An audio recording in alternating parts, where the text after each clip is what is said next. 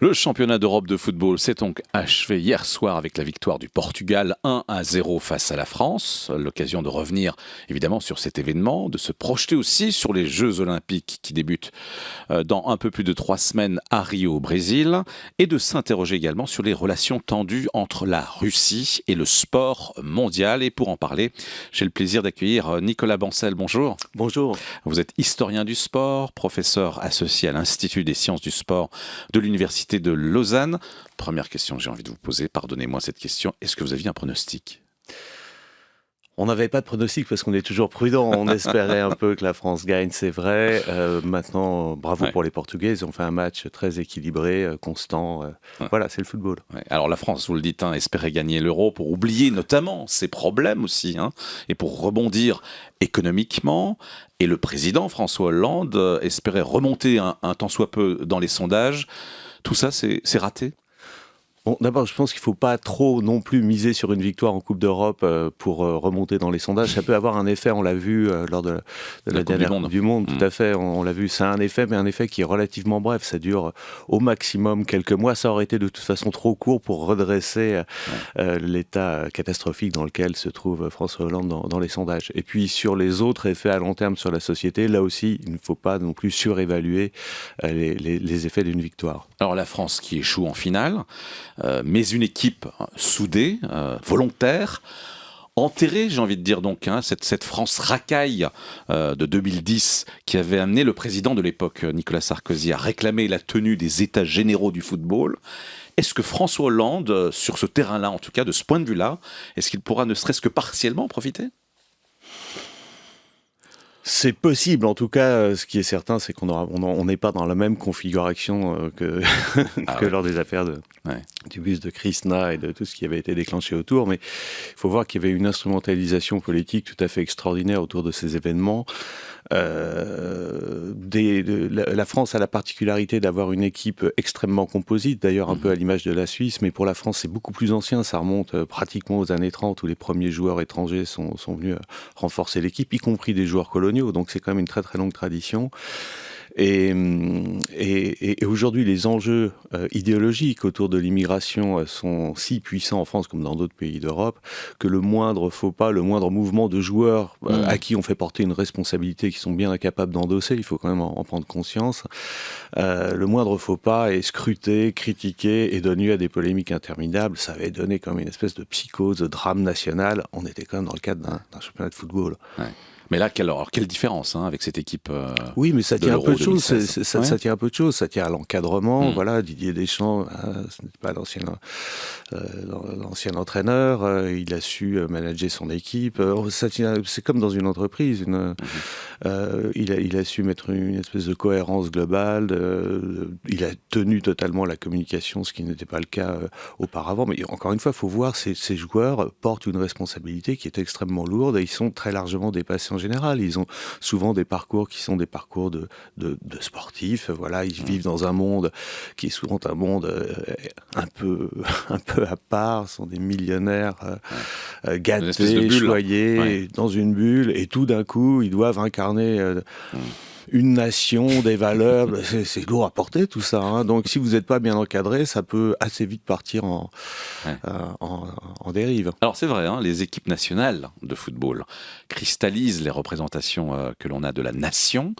En 1998, on se souvient évidemment de l'équipe Black, Blanc, Beurre, victorieuse de la Coupe du Monde de football, qui a été à tort ou à raison érigée comme un modèle d'intégration et d'une société multiculturelle gagnante. Quelle représentation finalement pour l'équipe finaliste de cet Euro 2016 ? C'est une représentation qui plaira, je pense, au président Hollande, car elle est assez lisse, elle est assez atone, mais en même temps, je crois que l'équipe a montré justement cette espèce de cohésion qu'on attendait d'elle. Finalement, la France est un pays assez déchiré aujourd'hui, qui vit une régression politique, à mon sens, assez puissante.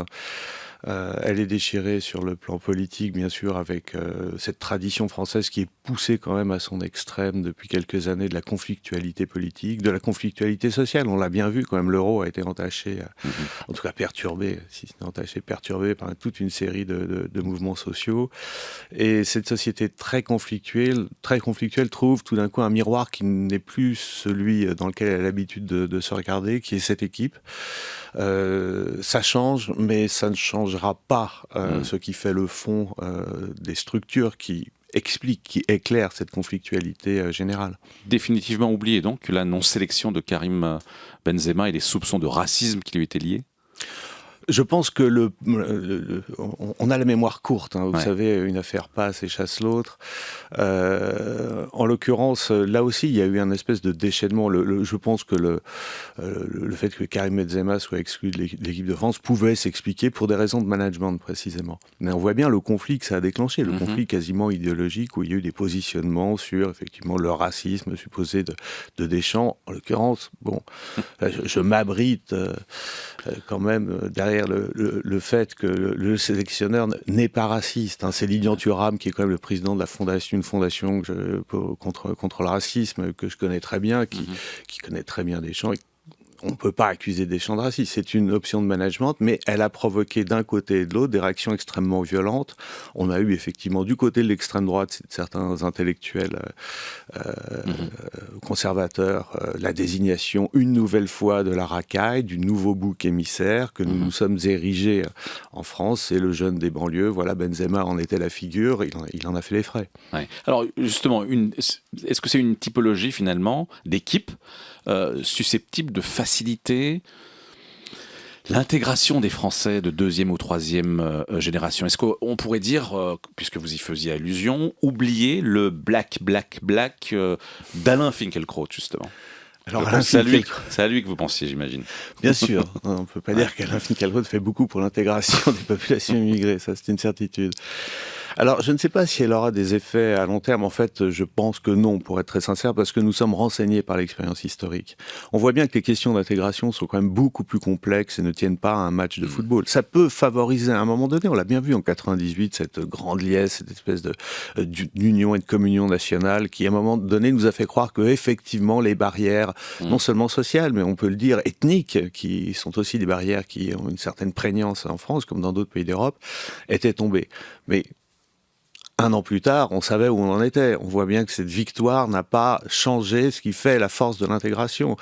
L'intégration, ça marche d'abord avec tout simplement l'intégration économique. Aujourd'hui, on en est très loin, où on est dans une situation de fort chômage structurel de masse, avec des problèmes de localisation géographique de ce chômage et avec une forme d'ethnicisation de certains quartiers, une ethnicisation aussi des rapports sociaux, ce qui a enclenché de fait une montée vers les extrêmes. Aujourd'hui, c'est quand même se souvenir, retomber un petit peu sur terre et se souvenir que le Front National est aujourd'hui crédité de plus de 30% des voix, c'est potentiellement le plus grand parti de France. On a une droite qui s'est également radicalisée. Donc ces questions d'intégration ne vont pas être réglées par le match de football. Elles seront réglées éventuellement, sur le long terme, par la prospérité économique. C'est d'abord ça le facteur numéro 1. On a souvent dit que le football était l'arme par excellence des nationalistes. Justement, vous y faisiez allusion. Est-ce que le Front National pourrait, en quelque sorte, exploiter le football? Il a beaucoup de mal aujourd'hui à exploiter le football parce qu'il s'est tellement positionné contre l'équipe multiculturelle de la France, qui était contre son corpus idéologique de valeurs, en tout cas celui de Jean-Marie Le Pen, c'était clair, qui avait une vision ethno-raciale de la nation. Donc avec cette équipe composée d'Arabes et de Noirs, évidemment, c'était tout à fait incompatible avec ce corpus idéologique. Maintenant, est-ce que la version dédiabolisée du Front National va pouvoir faire croire qu'elle adhère à cette équipe multiculturelle et que finalement tous les Français, une fois qu'ils sont nés sur le sol français et sont français, sont les bienvenus. Ça peut être le nouveau discours, c'est celui qu'essaye d'imposer Florian Philippot au Front National. On en est encore loin, parce que dans les composantes du Front National et dans ses soutiens politiques organiques, il y a quand même cette composante de partisans d'une vision ethno-raciale de la France, et ils ont ça sera un chemin qui sera plus difficile à franchir, mais ils en sont capables. Paris est candidate pour les Jeux Olympiques d'été de 2024. Est-ce que cet euro constitue, selon vous, une bonne carte de visite ? Je pense paradoxalement que oui, paradoxalement parce qu'on a vu qu'au début de l'Euro, on a vu toutes ces manifestations, Paris qui avait été envahi par les poubelles, bon, ce n'était pas très joli à voir. Alors le conflit avait ces formes de légitimité. Je ne me base pas sur là-dessus, je ne fais pas de critique là-dessus. Mais il y a eu des affrontements aussi entre supporters. Il y a eu des affrontements entre supporters, mais ça, je dirais que c'est extrêmement difficile à juguler parce que c'est programmé, parce que maintenant les hooligans et les supporters ont des techniques d'évitement qui sont, on se bat plus dans le stade, on se bat en pleine ville. Voilà, c'est très bien documenté par la sociologie du hooliganisme. Quand on veut se bagarrer, on arrive toujours à se bagarrer, on trouve un champ ouvert et puis on se donne presque rendez-vous, quoi. On se donne rendez-vous. C'est réel. On se donne rendez-vous, bien sûr. Il y a des clans qui. Oui, il y a on communique entre fans, enfin entre hooligans plus exactement, et on se donne rendez-vous à un endroit où justement on espère que la police n'arrive pas trop vite parce qu'on aura le temps de se bagarrer, de casser un peu des boutiques, etc. Donc on est là pour ça. Mais alors pour répondre à votre question, je pense que malgré ces difficultés, il y avait quand même un enjeu qui était un enjeu de la sécurité. Je pense que la France a mis les moyens suffisants pour assurer cette sécurité. L'organisation était quand même bonne. Bon, il faut dire que l'UEFA est derrière l'organisation. Elle a maintenant une très grande expérience de l'organisation de ce type d'événement. Et je sais que les recommandations de l'UEFA sont extrêmement contraignantes. C'est-à-dire, vous êtes dans un cadre qui est bordé, vous devez vous y conformer, que ça vous plaise ou non, tant sur le plan de l'organisation pratique, de la billetterie, de la sécurité, etc. Et globalement, la France s'en est bien tirée. Donc oui, pour répondre à votre question, ça peut être une carte. Nicolas Bancel, après ces débordements dont on a parlé, ces affrontements entre supporters, notamment russes et anglais à Marseille, l'UEFA a menacé d'exclure l'équipe russe du tournoi, ce qui a encore crispé les relations avec Moscou, des relations déjà tendues par la suspension des athlètes russes de toute compétition internationale. Comment qualifiez-vous les rapports actuels entre la Russie et le sport mondial ? Ils sont exécrables, on le sait bien. Il y a eu quand même l'affaire de la Fédération russe d'athlétisme, il y en aura d'autres, des affaires de ce type-là, mais la Russie particulièrement engagée et visée. Ils ont de fait remis en place un système de type post-soviétique, et de corruption généralisée. Donc ça, c'est un fait. Voilà. Maintenant, ça tombe sur la Russie. On peut s'interroger aussi sur les raisons géopolitiques pour lesquelles ça tombe sur la Russie. On veut exclure. Il y a un acharnement, selon vous, sur la Russie ? En tout cas, c'est comme ça que les Russes vont le prendre. Et c'est certain que Poutine va en faire aussi une nouvelle arme, comme il a déjà commencé à le faire. Enfin, il l'a fait clairement avec la fédération d'athlétisme. Il le fera aussi, bien sûr, pour le football.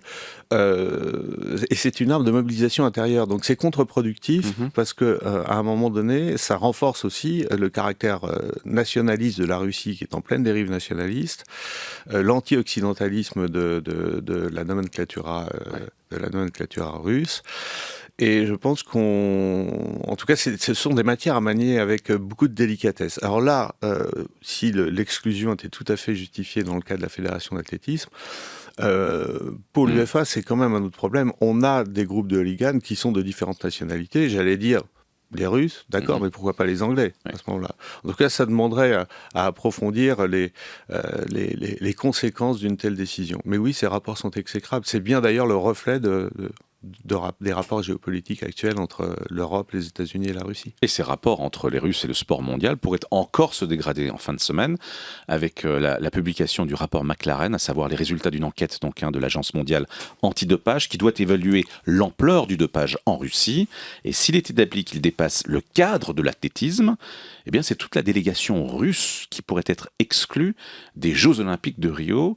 Est-ce que c'est un scénario qui est plausible à vos yeux ? C'est plausible, ce serait la première fois, mais enfin, il faut un début à tout.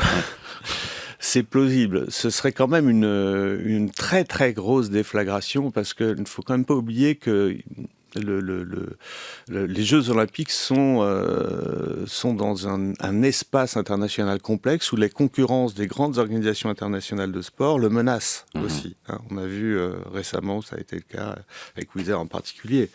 Donc le CIO, en même temps, se doit maintenant, face aux exigences éthiques, de montrer et de faire patte blanche pour montrer effectivement qu'il suit les recommandations de l'AMA, qu'il est éthiquement irréprochable. On a vu les dégâts considérables des affaires autour de la FIFA en particulier ces derniers temps, qui est décrédibilisé totalement et qui est désorganisé.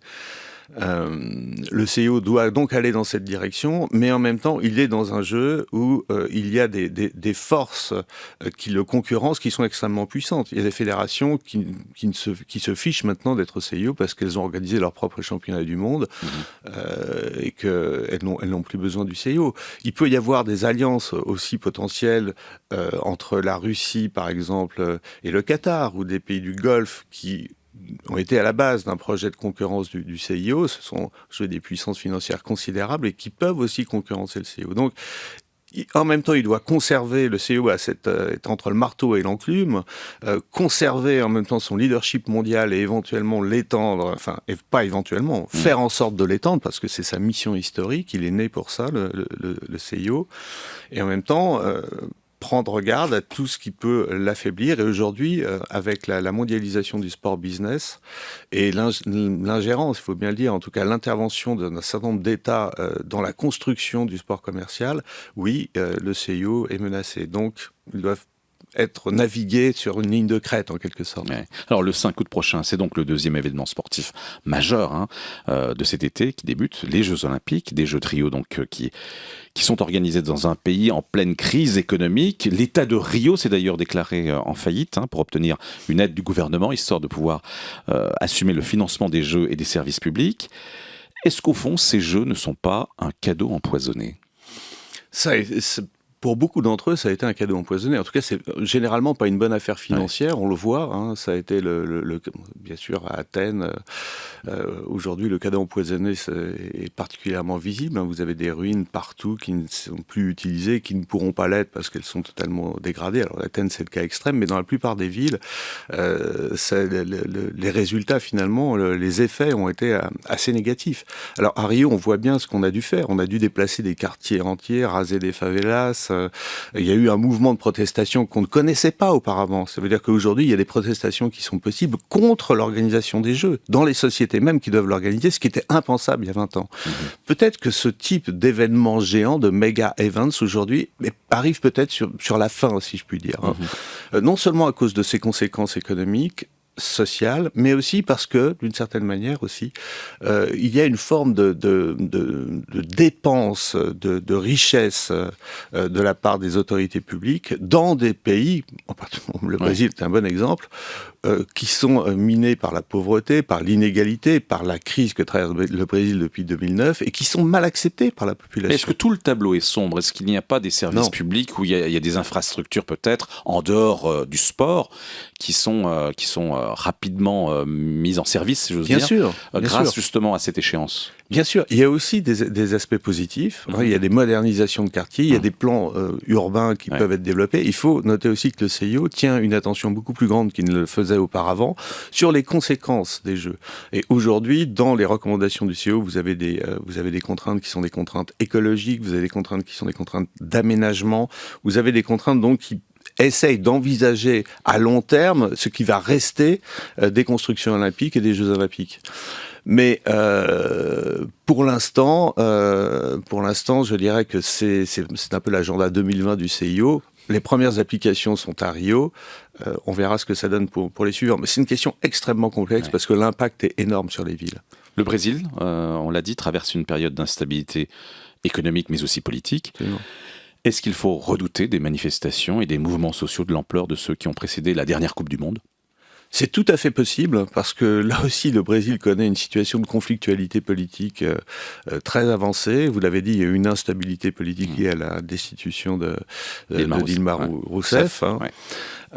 Et les plaies de cette destitution sont loin d'être pensées. Mais en plus, je dirais que du point de vue du fond, il y a un mouvement de contestation d'une partie de la gauche, mais pas seulement, de la légitimité même de la fête olympique. Donc, est-ce que, durant les Jeux, ces mouvements sociaux peuvent se réactiver ? C'est tout à fait possible. Et aujourd'hui, le CIO est aussi confronté à ce défi social, qu'on ne connaissait pas, qui n'existait pas auparavant, mais qui va de plus en plus se manifester, parce qu'aujourd'hui, on tolère moins, effectivement, que les jeux accroissent finalement des inégalités qui existent dans les pays d'accueil.